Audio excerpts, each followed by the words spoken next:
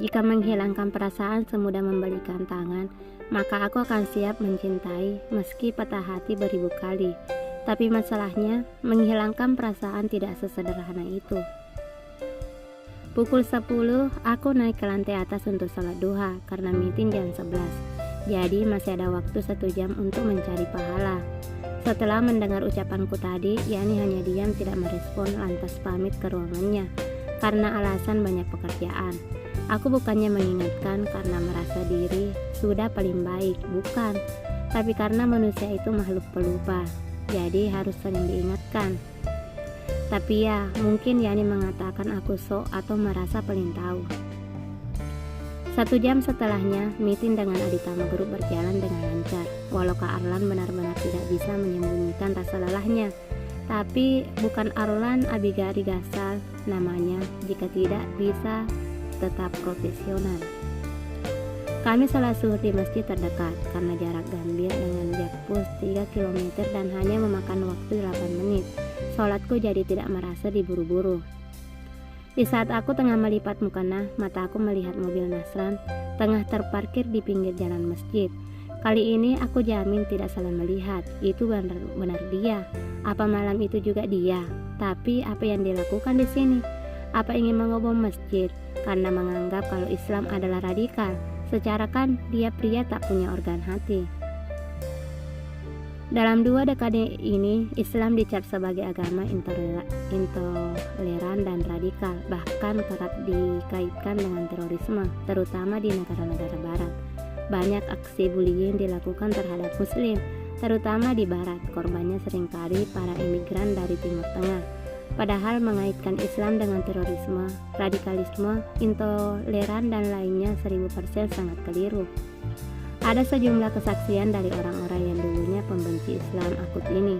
Mereka awalnya percaya bahwa Islam adalah agama yang memicu kekacauan di dunia. Mereka secara gigih menyebar wacana agama Muhammad SAW ini pembawa bencana. Namun belakangan mereka justru tertarik dengan ajaran Muhammad itu. Semakin dipelajari, mereka mengaku keliru dan mengubah pandangannya 180 derajat. Pada akhirnya mereka menjadi mu'alaf dan mengakui keesaan Allah.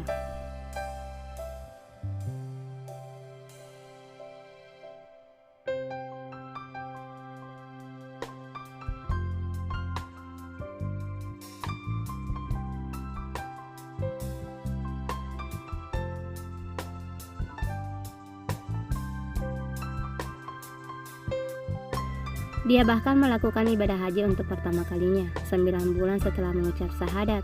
Dia mengatakan mendapat ketenangan setelah menjadi seorang muslim.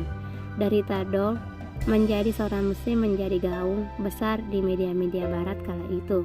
Sebelum menjadi mu'alaf, Dom adalah bekas wakil ketua Partai Kebebasan Belanda, pimpinan Geert Wilders, politisi Belanda terkenal dengan gerakan anti-Islam.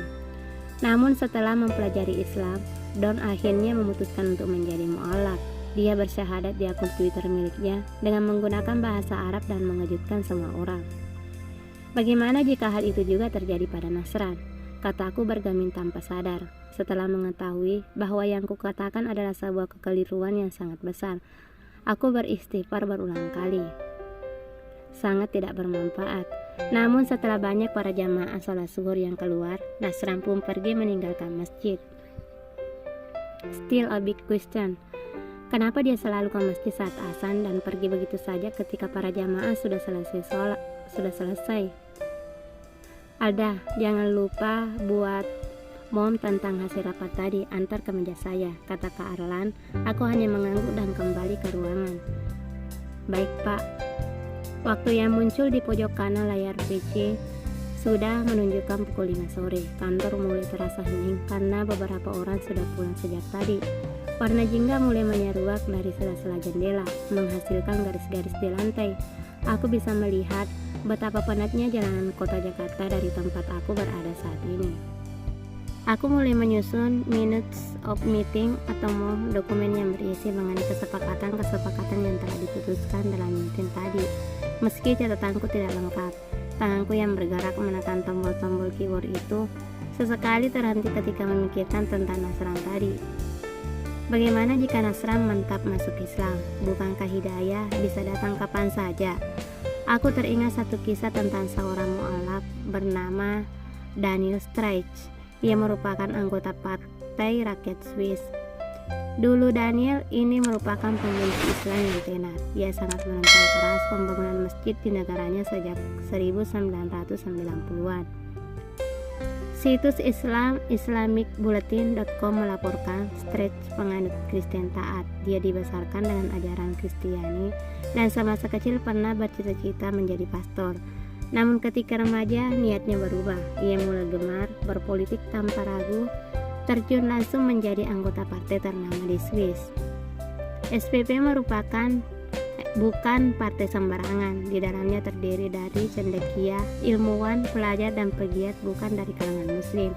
Partai ini menjadi penentang nomor wahid penyebaran Islam di Swiss dan Streich paling vokal menyerukan penutupan masjid seantero negeri coklat itu. Dalam usahanya menyingkirkan Islam dari Swiss, lelaki ini malah mempelajari Al-Quran dan Islam. Ia berharap dengan memahami ajaran Nabi Muhammad itu, dia mampu meruntuhkan iman kaum muslimin. Tapi apa yang terjadi? Ia malah terpesona dengan agama rahmatan lil alamin ini. Semakin jauh Streich belajar Islam, semakin tenggelam dia dalam keindahan agama samawi itu.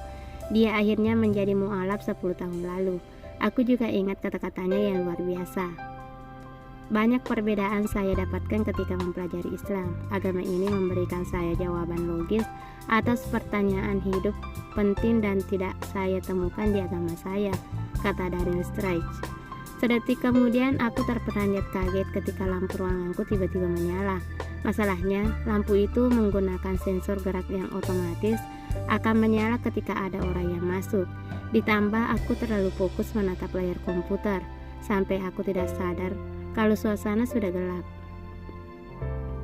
Orang yang baru datang juga terlihat kaget mendapatiku masih berada di kantor pada jam-jam menjelang maghrib.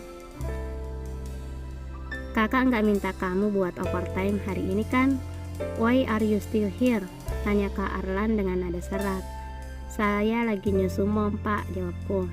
Pulanglah dak, kakak nggak mau kamu lembur, sebentar lagi maghrib. Iya pak, sebentar lagi selesai, jawabku. Setelah itu Kak Arlan pergi meninggalkanku. Di saat-saat seperti ini, Kak Arlan jarang bersikap formal, apalagi ketika melihat kantor mulai sepi. But tidak denganku.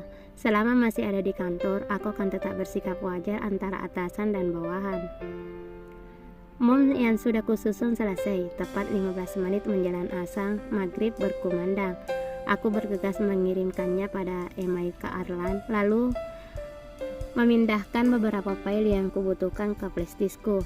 Dari balik jendela, sambil sedikit berjinjit, aku mengintip sekilas ke dalam ruangannya. Dia juga sedang menyalakan komputer. Beberapa kertas berserakan di depannya. Sebelum pergi, aku berinisiatif pergi ke pantry membuatkan kopi untuknya. Padahal saat itu beberapa tempat di lantai 20 sudah benar-benar hening dan gelap total. Hampir semua karyawan yang bekerja di lantai itu sudah pulang. Ditambah ketika sampai di pantry, tempat kopinya malah kosong. Jadi aku membuat apapun yang ada di sana dan pilihanku jatuh pada susu. Tapi Kak Arlan pasti akan sampai malam berada di sini. Belum lagi ia selalu lupa segalanya kalau sudah bekerja seserius itu. Kak Arlan juga tidak mungkin pergi ke pantry sendirian untuk mengambil minum. Aku malah dilema antara memberikan susu itu atau tidak. Saat aku hanya berdiri mematung di depan pintu sambil memikirkan itu, tiba-tiba pintu ruangannya terbuka, memunculkan sosok Kak Arlan dengan kancing kemeja bagian atas yang sudah terbuka, tanpa dasi, serta bagian lengan yang sudah dilipat sampai siku. Melihatku memegang muk putih itu, alisnya yang look like a baby itu saling bertautan. Susu untuk kakak, tanyanya membuyarkan lamunanku. Aku mengangguk sembari mengulurkan susu itu. Dia menerimanya. Terima kasih. Sama-sama pak, kalau begitu saya pamit. Assalamualaikum, kataku sedikit gugup. Berada di ruangan yang sama hanya akan membuat rasa ini semakin membesar. Tapi belum ada 3 langkah, aku berhenti dan berbalik. Jangan terlalu diforsir kak, begadang gak baik untuk kesehatan. Mungkin kakak sekarang sehat, tapi tubuh juga butuh istirahat. Percuma banyak uang kalau kesehatan bermasalah. Entah dapat dorongan dari mana aku berani bicara seperti itu. Did I overdo it? Ini suatu bentuk perhatian biasa sepertinya. Tapi netraku tidak sengaja melihat bibirnya terangkat. Kak Arlan tersenyum. Ditatap seperti itu, aku jadi salah tingkah sendiri. Oh God, bisa gila jika aku seperti ini terus. Ada benarnya juga quotes yang mengatakan jatuh cinta bisa membuatmu 1000 kali lebih gila dari pasien paling gila di rumah sakit gila. And no, I feel it. Selesai sholat maghrib, aku melanjutkan perjalanan pulang. Begitu penuhnya jalanan dipenuhi anak-anak remaja yang jalan-jalan atau sekedar hangout dengan teman. Padahal masa remaja adalah masa yang paling tepat untuk memanfaatkan waktu yang ada. Aku menyesal karena dulu masa remaja kuhabiskan dengan sesuatu yang tidak bisa kutuai saat ini. Aku terlalu sibuk dengan organisasi sehingga tidak bisa belajar lebih ekstra untuk masuk kuliah ke luar negeri. Motorku terparkir di supermarket. Tadi sebelum pulang, Mama mengirimi pesan untuk singgah membeli bahan masakan yang menipis di dapur.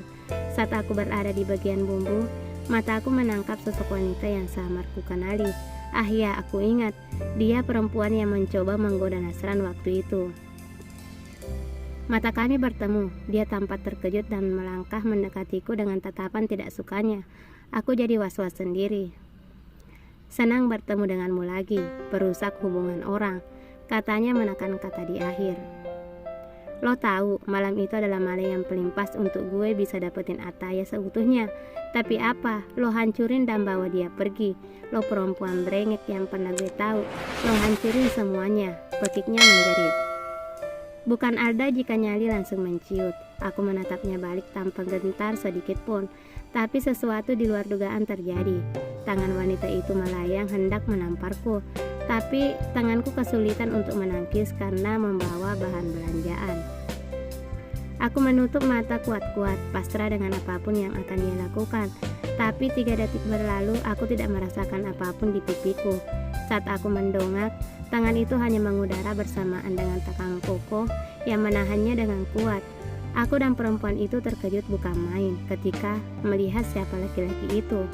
Rahanya menegas lalu menghempaskan tangan perempuan itu dengan sangat kasar. Terbukti dari ringisan yang keluar dari bibirnya. Mungkin tulang tangannya patah. Kau sakiti dia atau kubunuh. Bersambung.